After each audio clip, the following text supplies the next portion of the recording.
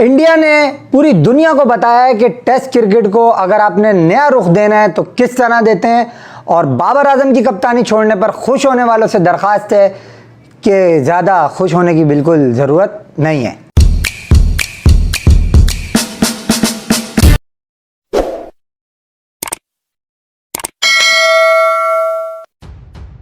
बिस्मिल्लाहिर्रहमानिर्रहीम, अस्सलाम वालेकुम, welcome to Areeb cricket world digital media. इस उम्मीद के साथ कि आप लोग बहुत ज़्यादा खैरियत से होंगे और अपना ख्याल भी रख रहे होंगे अच्छे से। तो ज़रूर सब्सक्राइब कीजिएगा जो पहली दफ़ा विजिट कर रहा है चैनल पे, और नोटिफिकेशन जो है वो ऑल पे इनेबल कर लीजिएगा ताकि आपको आने वाली क्रिकेट से रिलेटेड न्यूज़ अपडेट्स मिलती रहें सबसे पहले। तो पाकिस्तान क्रिकेट में बड़े मसले मसाइल चल रहे थे, बहुत पहले से चल रहे थे। अब वो मामला जो है वो तूल बहुत ज़्यादा पकड़ गया है और स्टाफ तक बात चली गई है, जो कि फ़खर जमान ने जो है वो जो पेंडोरा बॉक्स मोहसिन नकवी साहब के सामने खोला, वहाँ से कहानी बड़ी दूर चली गई। उससे बड़ी खबर उसके बाद निकल कर आई कि जबकि पाकिस्तान क्रिकेट टीम के white ball captain, ODI and T20 captain Babar Azam, शोराए आफाक Babar Azam, the world class Babar Azam, उन्होंने कप्तानी से इस्तीफ़ा दिया। पहले ही उन्होंने नोटिस दिया गया था पीसीबी को 1 महीना पहले, और अब जो है वो उन्होंने बाकायदा ट्विटर पे, जो कि करंटली नोन एज एक्स, वहाँ पे जो है वो उन्होंने एक ट्वीट किया जिसके अंदर पूरी रिपोर्ट, आपने ट्वीट भी देखा होगा स्क्रीन के ऊपर। तो ये सारे मामलात हुए। और उसके अलावा इंडिया ने जो टेस्ट क्रिकेट में कहानी की है वो कहानी बड़ी ख़तरनाक कहानी की है। उन्होंने तो रुख ही मोड़ के रख दिया इंडिया ने टेस्ट क्रिकेट का, और एक नई रूह फूंक दी और दिखाया दुनिया को कि यार अगर आपने 2.25 दिन के अंदर टेस्ट मैच जीतना है तो वो किस तरह जीतते हैं। और जो लोग बाबर आजम की कप्तानी पर खुश हो रहे हैं छोड़ने पर, उनसे मेरी दरख्वास्त तो यही होगी कि वो खुश ना हो। तो ये वीडियो जो है वो आप लोग अगर पूरी देखेंगे तो आपको बहुत सारी इंफॉर्मेशन मिलेगी। तो स्टार्ट मैं करता हूँ पहले बाबर आजम की कप्तानी से। देखो यार, बाबर आजम ने कप्तानी की, पूरे आईसीसी इवेंट्स हम हारे 2021 में। अगर आप देखो तो हम T20 वर्ल्ड कप के सेमीफाइनल तक क्वालिफाई करे, फिर उसके बाद हम सेमीफाइनल जिस तरीके से हारे। ये सारे वो मुद्दे हैं जो मैंने अपने पिछले कंटेंट में आप लोगों को बताता रहा हूँ।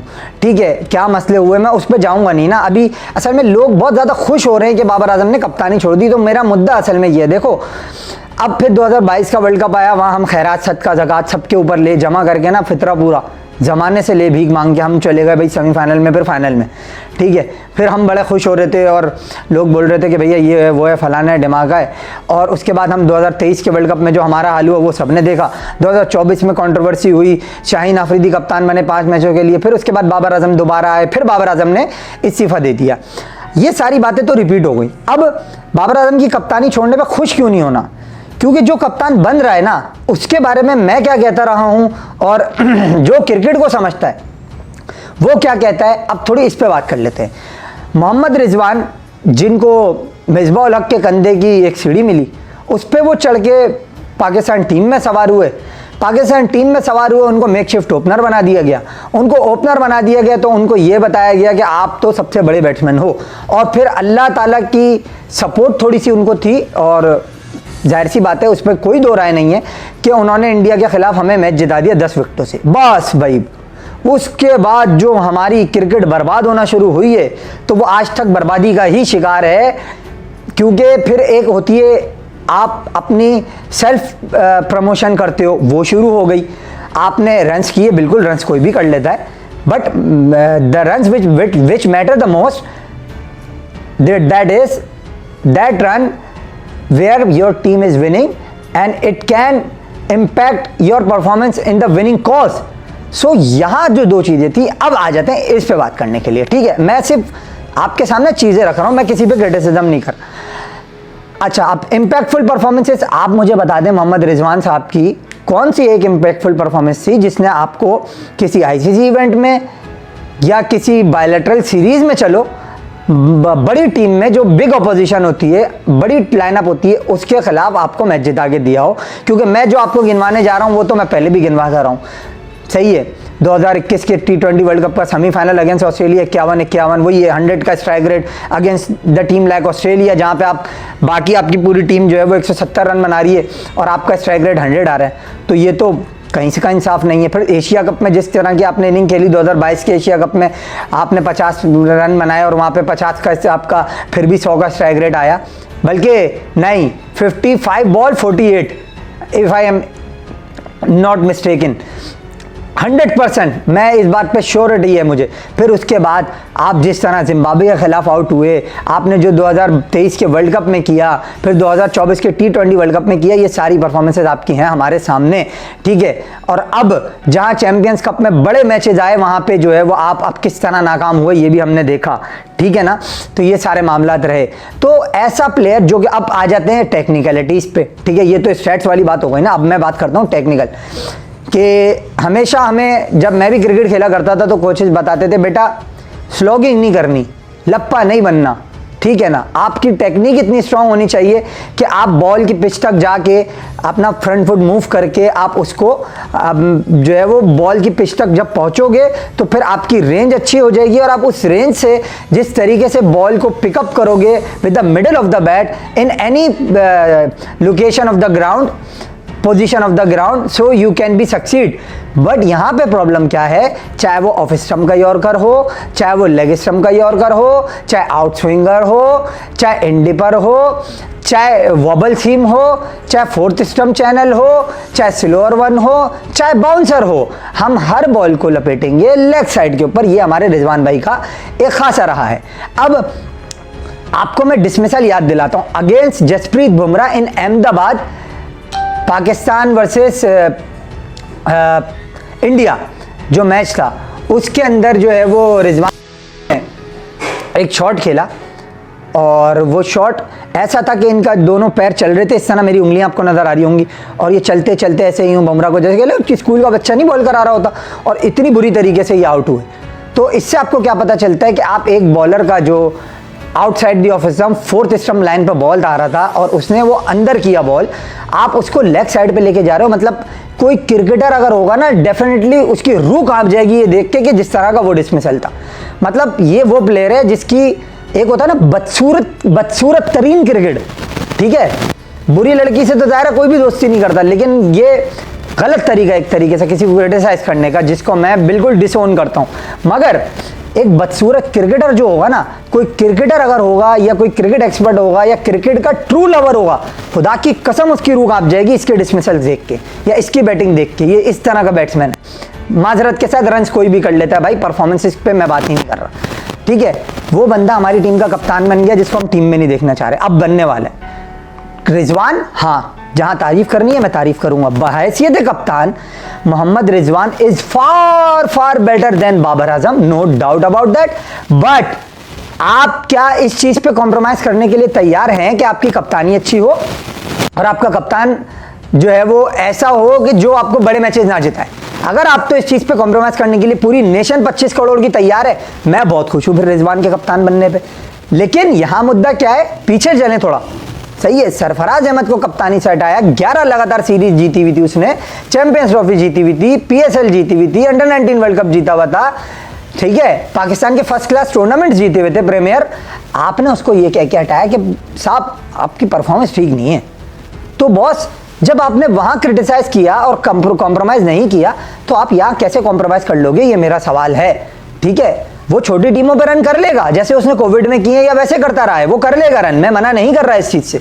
मगर बात दरअसल ये है, क्या आप कॉम्प्रोमाइज कर लोगे? ठीक है। अब ये मैंने जो खुश होने वाले थे ना, उनको पूरी ये लाइनअप बता दिए जो बाबर आजम की कप्तानी पे खुश हो रहे थे, ठीक है यार, कम से कम वो रन तो करता था, उस पर हम रिलाय तो करते थे, बड़ी ऑपोजिशन के खिलाफ भी खड़ा तो हो जाता था वो। चलो स्ट्राइक रेट कम होता था, मैं कॉम्प्रोमाइज कर रहा हूँ, यहाँ मैं कॉम्प्रोमाइज कर रहा हूँ, स्ट्राइक रेट उसका बहुत कम होता था, मैं कॉम्प्रोमाइज कर रहा हूँ।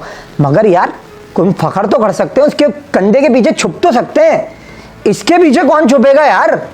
आप मुझे ये बता दो सिर्फ।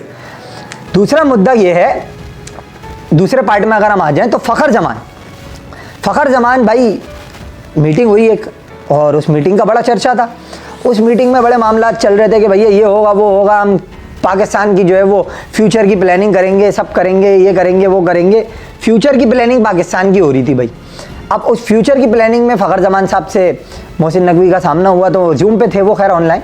तो फ़खर जमान ने बोला भाई मैं कैरिबियन लीग खेलने गया 30 घंटे का सफ़र करके। अब वो मैं 30 घंटे का सफ़र करके गया, इन्होंने मुझे बोला जी वो फिटनेस टेस्ट देना है, अपने आप वापस आ जाए। अबे कौन सा तरीका है? और उसने ये भी बोला कि ये NOC देते हैं तो हम पे एहसान करते हैं, ऐसा करते हैं, ठीक है ना, NOC मिलते नहीं है हमें, अभी भी बोल रहे हैं कि हमने 1-2 NIC के लिए अप्लाई किया हुआ, वो हमें मिले नहीं। अच्छा 2 कंप्लेन हो गई। तीसरी उन्होंने ये बोली, उसके बाद जब इन्होंने मुझे पूरा NOC दे दिया, उसके बाद मैं जब वापस गया तो उसके बाद इन्होंने मुझे दोबारा बुला लिया कि जी आप साहब 10 तारीख को वापस आ जाएं, आप चैंपियंस कप खेलेंगे। सो अगर इस तरह से मामला होंगे तो सर आप बात करते हो कि सर्जरी सर्जरी सर्जरी। वैसे मैं आपको एक बात बताऊं आपस की, ये फ़खर वाला हिस्सा काटते हैं 2 मिनट। ये मोहसिन नकवी साहब ने नया चूरन बेचा है, सही मंजन टाइट वाला ना। इन्होंने क्या किया, इन्होंने ये बोला कि भैया वो पब्लिक को लगाओ चूना सर्जरी के नाम का और पीछे से सारी कार्रवाइयाँ करते रहो। तो मतलब आप खड़े तो वहीं हो ना जहाँ खड़े हैं। अभी स्क्वाड पे भी आते हैं पाकिस्तान के, ठीक है। तो अब फ़खर जमान पे वापस आते हैं। फ़खर जमान ने ये बोला कि भैया आप सर सर्जरी की बात करते हैं, सर पहले आप अपने इर्द गिर्द तो सर्जरी करें। अब फ़खर जमान ने ये क्यों कहा, थोड़ा इस पे आ जाते हैं। फ़खर जमान ने ये यूँ कहा, आप थोड़ा पीछे चलते हैं, अब हम लोगों को पीछे जाना है। फ़खर जमान यहीं खड़े रहेगा, हम पीछे जाएंगे अपने माइंड में हम पीछे आ गए। अब हम आ गए हैं जनाब ऐसा रमीज़ राजा के दौर में। रमीज़ राजा के दौर में CEO फैसल हसनैन थे, सलमान नसीर साहब भी थे, उस्मान वाला साहब भी थे, ठीक है। ज़रा इन दोनों नामों पे गौर करिएगा, फैसल हसनैन को हटा भी दें अगर आप, ठीक है। फिर हम आते हैं जनाब नजम सेठी साहब के दौर में। 2 आदमी वहीं हैं, फैसल हसनैन चले जाते हैं, सलमान नसीर और उस्मान वाला, ये 2 यहीं हैं, ठीक है। नायला भट्टी भी मेरे ख्याल में है। अब उसके बाद हम फिर आगे आ जाते हैं यार जका अशरफ के दौर में, ये 2 आदमी फिर यहीं हैं। फिर हम आ जाते हैं जनाब नकवी साहब के दौर में, ये 2 आदमी यहीं हैं। उसके बीच में क्या होता है, बाबर आजम का मैसेज लीक होता है, चैट पे स्क्रीनशॉट जो आता है वो कोई भी रिवील कर रहा है, उसका काम है, वो जर्नलिस्ट है। गलत या सही पे आप डिबेट हो सकती है, गलत किया या सही किया बिल्कुल डिबेट हो सकती है। मैं भी इस चीज़ का हामी हूँ कि वो गलत हुआ, बट वो स्क्रीनशॉट था किस बंदे का, सलमान नसीर साहब का था, ठीक है।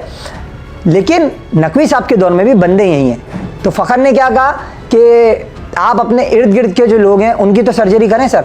तो फ़खर ने क्या गलत कहा। अब अगर आप अपने माइंड में इन सारी चीज़ों को जोड़ेंगे, आंसर आपको मिल जाएगा कि गंद किधर घुल रहा है, गंद कहाँ घोला जा रहा है। तो मेरे ख्याल में मोहसिन नकवी साहब प्लेयर्स की तो शायद सर्जरी कभी ना कर पाएँ, लेकिन ये सर्जरी वो कर सकते हैं, जो कि नहीं कर रहे वो। तो प्रॉब्लम PCB में से है। अच्छा, अब इसके अलावा एक वीडियो मेरी और है मौजूद, जो चैंपियंस कप से पहले मैंने बनाई थी। उसमें मैंने आप लोगों को ये बताया था कि मोहसिन नकवी साहब ने चैंपियंस कप का ऐलान कर दिया 11th आवर पे।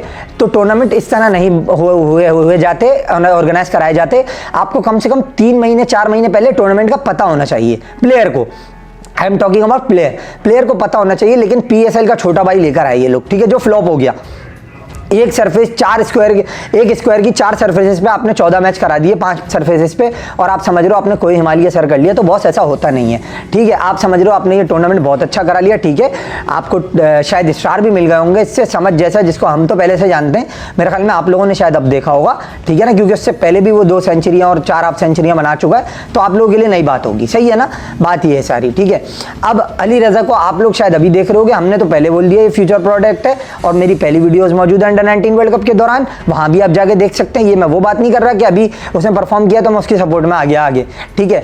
लेकिन मुझसे पहले हमारे एक बहुत टेक्निकल क्रिकेट एनालिस्ट हैं, उन्होंने बहुत ज़बरदस्त तरीके से उसको एनालाइज कर दिया था, तो क्रेडिट उनका है इसमें, ठीक है ना। और उनके बाद ही हमने सबने देखा, और बहुत से लोगों ने देखा, हम तो बहुत छोटी चीज़ हो गए कि यार ये क्या चीज़ है। फिर देखा तो ज़ाहिर है जितनी हमें अकल दी अल्लाह ने, फिर उसके बाद समझ में आई। तो बहरहाल इयन बिशप साहब को भी क्रेडिट जाएगा, उन्होंने भी उसको आइडेंटिफाई किया। मगर यहाँ पे छेड़छाड़ पहले कर दी जाती है और फिर प्लेयर बर्बाद हो जाता है, क्योंकि सबसे पहले जब प्लेयर आता है वो परफॉर्म करता है। हमारे सामने बहुत सी मिसालें हैं, मगर उनको बर्बाद कर दिया जाता है। ऐसी जैसे बाबर को किया, मैंने आपको बताया कि ये वो प्लेयर था जो पाकिस्तान के लिए 30,000 रन बनाता था, और बनाएगा ये अब बनाएगा, क्योंकि अब इसने सारी कट कमीशन छोड़ दी है। बाबर आजम ने अब ये फैसला कर लिया है कि मुझे अब सिर्फ और सिर्फ अपने रन करने, पाकिस्तान के लिए 30,000 रन करने, 40,000 जितने भी करे वो बाबर ने अब पाकिस्तान के लिए करने। मैं हूं ही नहीं इस रेस में कि कप्तान बनना है, मुझे कुछ भी बनना है, बस करते रहो जिसको जो करना है, मैं पाकिस्तान के लिए अवेलेबल हूं, अपनी सर्विसेज दूंगा। तो बाबर आजम ने तो ये बता दिया कि भाई मैं तो पाकिस्तान का सोच रहा हूं। अकल आ गई उसको। आप लोगों को कब अकल आएगी? आप लोगों को मैंने ये सारे पॉइंट्स जो बताए, मैंने किसी पे क्रिटिसिज्म नहीं किया। Mohammad Rizwan is a very good human being, मैं उनसे बहुत इंप्रेस्ड हूँ इस मामले में, जिस तरीके से वो रिलीजियस एक्टिविटी में है, क्योंकि समहाउ मैं भी उन एक्टिविटीज़ में हूँ। तो मुझे रिजवान ही is a great man, no doubt about that. But player की स्ट्रेंथ एंड वीकनेसेस पे बात करना एज अ जर्नलिस्ट हमारा काम है, वो मैं कर रहा हूँ, ठीक है। वो मैंने आपके सामने रख दी चीज़ें, आपका काम है आप फैसला करें, क्योंकि it's now becomes bad to worst. अब जब रिजवान कप्तान बनेंगे, क्योंकि वो कप्तान तो बहुत अच्छे हैं, इसमें कोई शक नहीं है, बट उनकी अपनी परफॉर्मेंस पे आपको बहुत मामला दिखेंगे और उनकी जगह भी टीम में नहीं बनती, क्योंकि बिग अपोजिशन को वो नहीं मान सकते as far as I am concern. अब वो ये प्रूव करें अपनी परफॉर्मेंस से, हम ही यहाँ बैठ के तारीफ करेंगे उनकी, इसमें कोई शक नहीं है, ठीक है ना। तो फ़खर जमान ने जब ये कह दिया ना कि भैया ये चैंपियंस कप वो आपका जो अपना इर्द गिर्द का माहौल है इसको आप वो करें, तो ये जो पीसीबी ने अब फड्डा पड़ा है, अब जो मामला आपस में लड़ रहे हैं, इंक्वायरीज बैठ रही हैं, ये हो रहा है वो हो रहा है, और एक बड़ी ज़बरदस्त इंक्वायरी अभी हो रही है, उसके बारे में मैं आपको बहुत जल्द बताऊँगा, कुछ ज़रा सब्र कर जाओ, सारी बातें हाजी नहीं, तो एक इंक्वायरी चल रही है अभी, कमीशन पूरा बैठा है, देखो उसमें क्या होता है मामला। और देखो भाई पतली गर्दन नहीं है फ़खर जमान, ये बता दूँ, समझ रहे हो ना, पतली गर्दन नहीं है, तो बाकी वक्त आपको बहुत सारी चीज़ें बता देगा। लेकिन अब ये जो शादाब खान की टीम ने चैंपियंस कप जीता, इसने भी इन्हें एक मैसेज दिया, इनएक्सपीरियंस जिसको कोई रेट नहीं कर रहा था, यंगस्टर थे सारे तकरीबन, उस टीम ने आपको क्या करके दिया, और एक तरफ पूरी बारात थी। अगर मारखोर की टीम रिजवान को दी और पाकिस्तान की, तो भाई वो तो अच्छी ही कप्तानी करेगा। ये टीम रिजवान को जब देते ना, जब सरफराज के पास थी जो उसने प्लेयर बनाए, जब तो आपने दी नहीं, तो ये जब किसी को भी आप बड़ी टीम दोगे तो वो कोई इतना इशू नहीं होगा उसके लिए, सारी बातें ये हैं यहाँ पे। लेकिन हमारे लोग ये नहीं समझते, हमारे लोगों को इन सब चीज़ों की अकल नहीं है। तो बहरहाल आपका काम है आप किस तरीके से चीज़ों को देखना समझना, ये आप समझें। मैंने आपके सामने सारे हकाइक रख दिए। अब चलते हैं आखिरी topic, which is Indian cricket.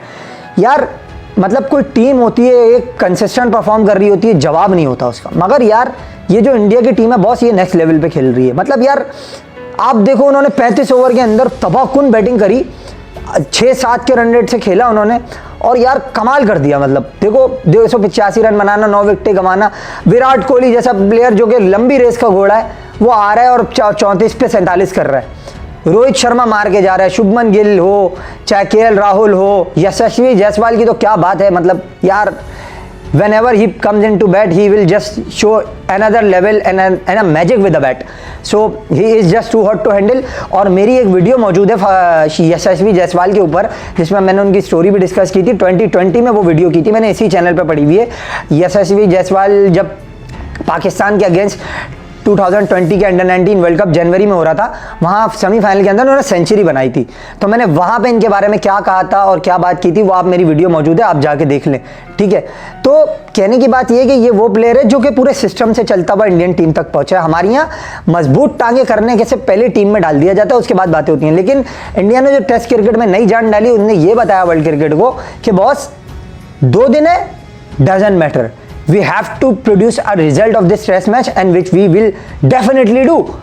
कप्तान, कोच, मैनेजमेंट एक पेज पे, प्लेयर्स एक पेज पे, सबने जो है वो मुद्दा उठाया, अपनी अपनी जिम्मेदारियां निभाई और इंडिया को रिजल्ट दिया। और ये वो बांग्लादेश थी जो हमें वाइट वॉश करके गई है, जिल्लत और रुसवाई का हमें सामना करना पड़ा, और आज उसने इंडिया के अगेंस्ट खेलते हुए किसी खाते में नहीं रखा इंडिया ने उसको। और उन्होंने पाकिस्तान को ये मैसेज दिया कि बॉस आप तो बहुत ऊपर की टीम हो, ये देखो इनका लेवल ये है, ये क्या किया आपने।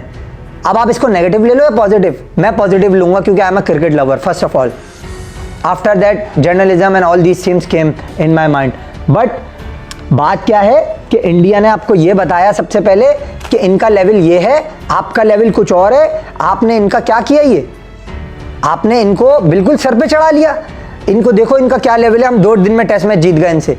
हाँ, इसमें इंडिया की क्रिकेट हमसे ऊपर है, ये बात जरूर आएगी, उनके प्लेयर्स एक्स्ट्राऑर्डिनरी टैलेंटेड है, ये भी बात आएगी। बट हम कोई लंगड़े घोड़े नहीं थे भाई, हमारे प्लेयर भी बहुत अच्छे हैं, मगर जब कैपेबिलिटीज पे आप पूरा नहीं उतरते अपनी, तो आप इसी तरह होता है। लेकिन ये जो इंडिया ने नया रुख मोड़ा टेस्ट क्रिकेट का, कमाल कर दिया। मतलब Gambhir and Rohit regime is just produce absolutely incredible feat in test cricket.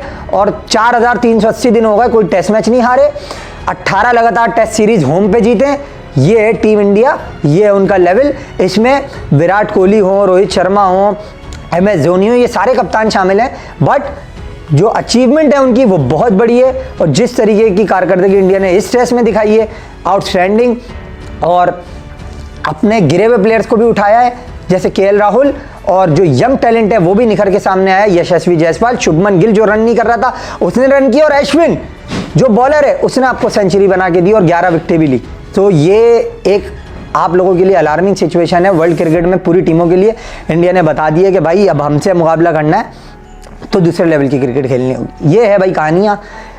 अब आप लोग सोच लो, पूरा मैंने आपके सामने मुद्दा रखा है, कंबाइन करो। मैंने किसी पे क्रिटिसिज्म नहीं किया, सब अच्छे हैं, सब बहुत अच्छे हैं, मगर जिसकी जो खामियाँ थी वो मैंने रख दी। इजाज़त दें, अपना बहुत सा ख्याल रखिएगा। अल्लाह हाफ़िज़।